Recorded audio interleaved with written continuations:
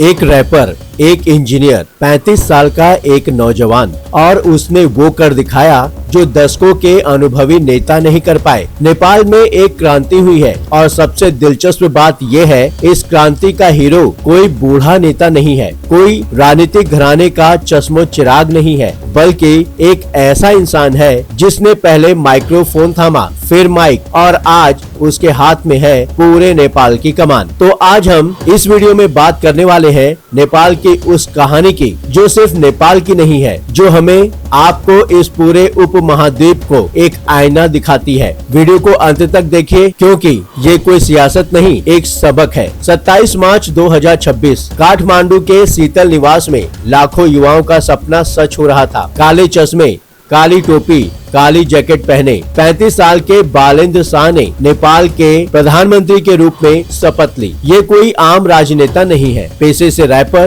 Training से structural engineer और काठमांडू के पूर्व मेयर रह चुके बालेंद्र शाह आज नेपाल के सबसे युवा प्रधानमंत्री बन चुके हैं। दशकों में पहली बार ऐसा हुआ है जब नेपाल की मौजूदा भ्रष्ट राजनीतिक व्यवस्था से बाहर के किसी इंसान ने देश की कमान संभाली हो, और इनका नाम अब टाइम मैगजीन की 100 मोस्ट इन्फ्लुएंशियल पीपल ऑफ 2026 की लिस्ट में भी आ चुका है। ये सिर्फ एक राजनीतिक बदलाव नहीं है, ये एक पीढ़ी की जीत है। लेकिन यह सब यूं ही नहीं हुआ। इसकी नींव रखी गई थी सितंबर 2025 में। हुआ ये कि नेपाल की तत्कालीन सरकार ने सोशल मीडिया प्लेटफॉर्म को धमकाना शुरू किया, हमारी गाइडलाइंस मानो नहीं तो बैन, और बैन भी कर दिया। फेसबुक, यूट्यूब समेत 26 प्लेटफॉर्म। अब नेपाल की जनता, खासकर युवा पीढ़ी सड़कों पर आ गई। लेकिन ये सिर्फ सोशल मीडिया बैन के खिलाफ नहीं था, ये था सालों से सड़े हुए, भ्रष्ट, थके हुए राजनीतिक सिस्टम के खिलाफ एक ज्वालामुखी का विस्फोट। 8 सितंबर 2025 को काठमांडू और नेपाल के दूसरे शहरों में हजारों जेनजी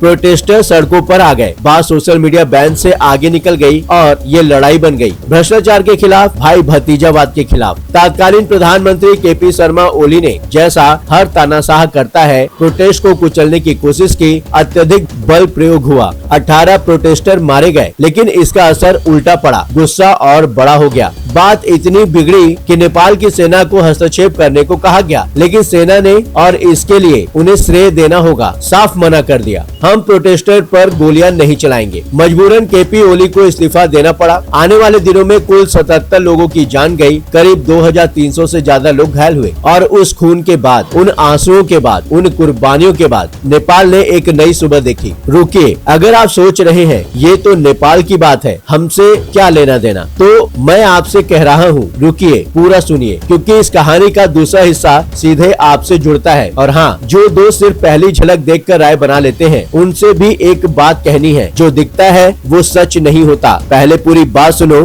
फिर अपनी राय रखो। अब आते हैं बालेंद्र शाह पर। ये प्रोटेस्ट के आर्किटेक्ट नहीं थे, इसके लीडर भी नहीं थे, लेकिन प्रोटेस्ट के दौरान इनका एक गाना नेपाल हांसे को, यानी नेपाल इज स्माइलिंग, पूरे देश में गूंजने लगा। इनकी आवाज लिटरली और मेटाफोरिकली उस आंदोलन की जान बन गई। चुनाव हुए और नेपाल के इतिहास में 1959 के बाद पहली बार किसी पार्टी ने अकेले इतना बड़ा जनादेश जीता। बालेंद्र शाह और उनकी पार्टी को जनता ने पूरे नेपाल की कमान सौंप दी। और अब देखिए, शपथ लेने के बाद से इस सरकार ने क्या क्या किया। पहले ही कैबिनेट मीटिंग में डिजिटल फर्स्ट गवर्नेंस का ऐलान, passport, citizenship certificate, driving licence, अब सरकारी दफ्तरों के चक्कर नहीं काटने पड़ेंगे। 100 दिन के अंदर डाक से घर पहुंचेगा। न भ्रष्टाचार की गुंजाइश, न दलाल की जरूरत। 22 मंत्रालयों को मिलाकर 16 से 17 मंत्रालय कर दिया गया। हर मंत्रालय का टाइम बाउंड एक्शन प्लान होगा। प्लान तैयार, डेडलाइन सेट, जिम्मेदारी तय,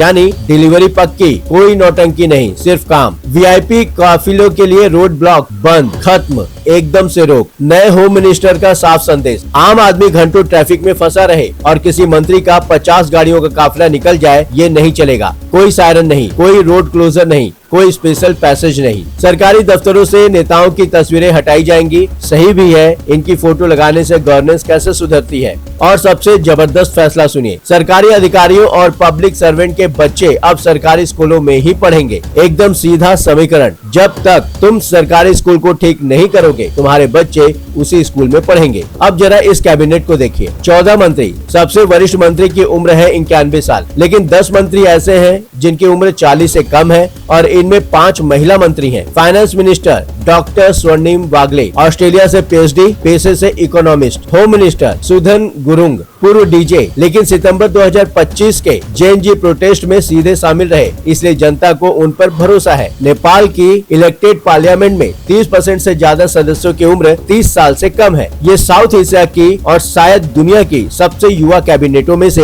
एक है। लेकिन नई सरकार सिर्फ नई नीतियाँ नहीं बना रही, पुराने पापों का हिसाब भी हो रहा है। 27 मार्च के शाम 5 बजे राइट गियर पहनी पुलिस की गाड़ियों का एक लंबा काफिला निकला। ये काफिला जा रहा था पूर्व प्रधानमंत्री केपी शर्मा ओली के घर। नेपाल के इतिहास में पहली बार एक पूर्व प्रधानमंत्री गिरफ्तार हुआ। पूर्व होम मिनिस्टर रमेश लेखक भी अंडर अरेस्ट। नए होम मिनिस्टर ने साफ कहा, ये किसी से बदला नहीं, ये बस न्याय की शुरुआत है। गौरी बहादुर कार कमीशन की 907 पन्नों की रिपोर्ट में साफ लिखा था, ओली और लेखक क्रिमिनल नेग्लिजेंस के दोषी हैं। पुलिस फायरिंग 4 घंटे तक बिना रोक टोक जारी रही और वही नेग्लिजेंस प्रोटेस्टर की मौत का कारण बना। कमीशन ने 3 से 10 साल की सजा की सिफारिश की है। बालन शाह सरकार ने पहली कैबिनेट मीटिंग में इस रिपोर्ट को लागू करने का फैसला ले लिया था। और सिर्फ यही नहीं, नेपाल में सालों से चलता आ रहा एक पुराना राजनीतिक सिंडिकेट था, वाइड बॉडी एयरक्राफ्ट केस, फर्जी refugee scam, cooperative sector fraud, politicians, bureaucrats, contractors सब बहती गंगा में हाथ धोते थे। एक दूसरे की फाइलें दबाई जाती थी, एक दूसरे के कांड छुपाए जाते थे। लेकिन अब बालन सरकार ने सारी फाइलें खोलने का फैसला कर लिया है। केपी ओली, शेर बहादुर देउबा और प्रचंड, इन तीनों के खिलाफ मनी लॉन्ड्रिंग की फॉर्मल इन्वेस्टिगेशन शुरू हो चुकी है। Department of money laundering investigation और सेंट्रल इन्वेस्टिगेशन ब्यूरो दोनों मिलकर काम कर रहे हैं। लेकिन ये सब क्यों हुआ, ये समझने के लिए नेपाल का असली दर्द समझना होगा। हर रोज, जी हाँ, एक दिन 1700 से ज्यादा नेपाली मजदूर विदेश जाते हैं। विदेश से आया पैसा, रेमिटेंस, नेपाल की जीडीपी का 25 से 30% है। सोचिए, एक देश जिसकी अर्थव्यवस्था का 1/4 हिस्सा इस बात पर टिका हो कि उसके लोग बाहर जाकर कमाएं। 3.5 मिलियन से ज्यादा नेपाली, देश की 12% से ज्यादा आबादी देश के बाहर काम कर रही है। और ये सिर्फ अनस्किल्ड मजदूर नहीं, इंजीनियर्स, नर्से, आईटी प्रोफेशनल, पढ़ा लिखा युवा सब जा रहे हैं, क्योंकि अंदर काम नहीं है और जहाँ काम है वहाँ पैसे नहीं। और पुराने नेता, उन्होंने इस समस्या से निपटने के लिए कुछ नहीं किया। हाँ, उनके बेटों ने आराम और ऐशो आराम की जिंदगी जरूर जी और इतने बेशर्म थे कि ये ऐशो आराम सोशल मीडिया पर पोस्ट भी करते थे। यही इस क्रांति का एक बड़ा कारण बना। अब बालन सरकार के सपनों की बात। नेपाल की जीडीपी आज करीब $42 बिलियन है। लक्ष्य है अगले 5 से 7 सालों में इसे $100 बिलियन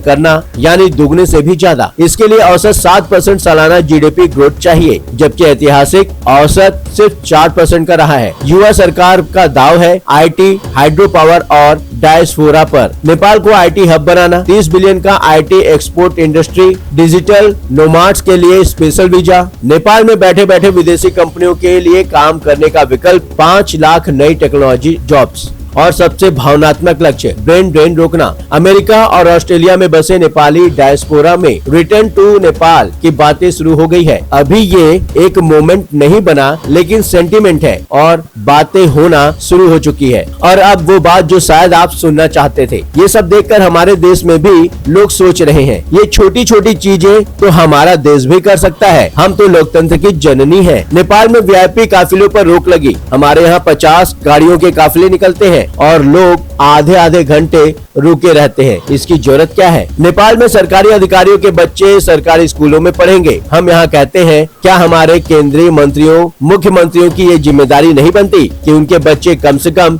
इस देश में पढ़े? नेपाल में सरकारी दफ्तरों से नेताओं की तस्वीरें हटेंगी। हमारे यहाँ स्टेडियम प्रधानमंत्री के नाम पर हो रहे हैं। हम डिजिटल इंडिया की, यूपीआई की विश्व गुरु होने की बात करते हैं, लेकिन अपने मंत्रियों का काम एक्सेस नहीं कर सकते। प्रोजेक्ट्स किस रेट पर चल रहे हैं नहीं पता, कितना ओवरशूट हुआ नहीं पता, मंत्रीगण क्या कर रहे हैं नहीं पता। सरकार के पास हमारा डेटा है, चड्डी का साइज तक, लेकिन सरकार क्या कर रही है, मंत्रियों के एसेट्स क्या है, हमें कुछ नहीं पता। ट्रांसपेरेंसी सिर्फ एक तरफा है। और बालन शाह ने एक और जरूरी बात कही, कोई कम्युनल पॉलिटिक्स नहीं होगी। राज्य और धर्म को अलग रखना जरूरी है, क्योंकि धर्म की आड़ में ही नेतागण अपना काला काम करते हैं।